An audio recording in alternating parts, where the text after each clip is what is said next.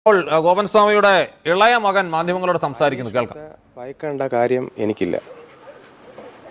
ഇതിപ്പോൾ ഇങ്ങനെ ചോദിച്ച ചോദ്യത്തിൽ ഞാൻ പറഞ്ഞു തരാം. ഈ സമാധാനപരമായിട്ട് പോകുന്ന ഈ ശിവൻ്റെ അമ്പലത്തെ കളങ്കപ്പെടുത്തിയതിൽ അതിനുള്ള ഉത്തരം കൂടെ എനിക്കറിയണം.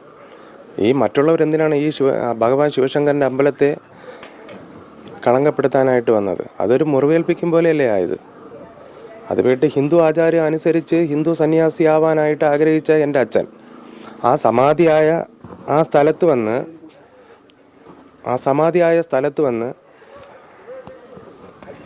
ഹിന്ദുത്വത്തെ വ്രണപ്പെടുത്തുക എന്നതാണ് അവർ ചെയ്തിട്ടുള്ളത്.